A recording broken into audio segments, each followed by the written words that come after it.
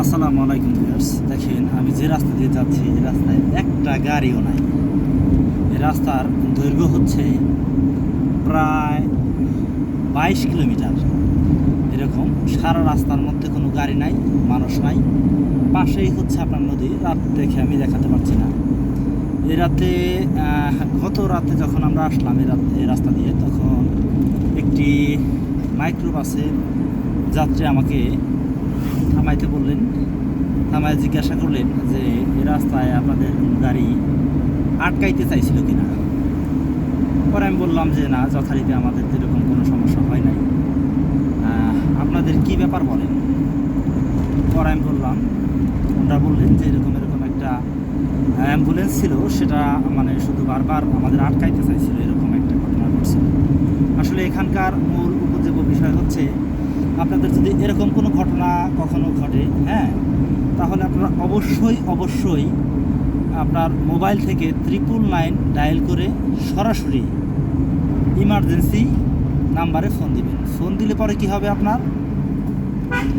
তাৎক্ষণিক আপনি কোন স্থানে আছেন, কি সমস্যা হয়েছে, আপনার গাড়ির নাম্বার, আপনার মোবাইল নাম্বার, আপনার লোকেশন এবং ঘটনাস্থল যদি বর্ণনা করেন, ওই স্থানের কাছাকাছি যে থানা, ফাঁড়ি বা অন্যান্য যা কিছু আছে, সেখান থেকে আপনারা তাৎক্ষণিক যত তাড়াতাড়ি সম্ভব সহযোগিতা পেতে পারেন।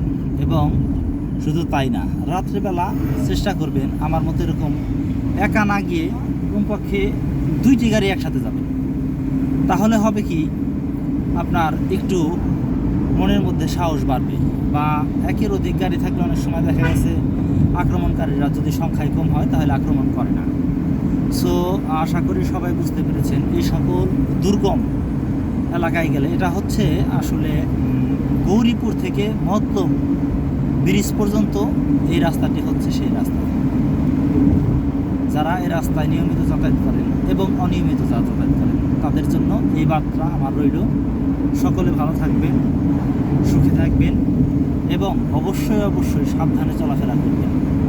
আরেকটি বিষয়, সেটি হচ্ছে অপরিচিত কোনো ব্যক্তিকে গাড়িতে উঠাবেন না।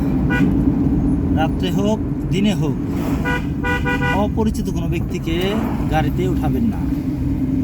কেননা এখন এমন কিছু কেমিক্যাল বা এমন কিছু অজ্ঞানের কিছু জাস্ট আপনার নাকের সামনে 10 সেন্টিমিটারের মধ্যে বা 10 মিটারের মধ্যে আপনার শুধু ঘোরাবে একবার, তাই দেখবেন আপনি অজ্ঞান হয়ে গেছেন বা হিপনোটাইজড হয়ে গেছেন। সো এক্ষেত্রে এই বিষয়টা আসলে অতি লোভে তাঁতি নষ্ট, এরকম একটা বিষয়। অতি লোভ করবেন না। অপরিচিত কোনো ব্যক্তিকে আপনার গাড়িতে যাত্রী হিসাবে বহন করবেন না। বিশেষ করে প্রাইভেট কার এবং মাইক্রো বাসগুলোর জন্য বা মাইক্রো গাড়ির জন্য এটা বিশেষভাবে অনুরোধ। আসসালামু আলাইকুম, সবাই ভালো থাকবেন।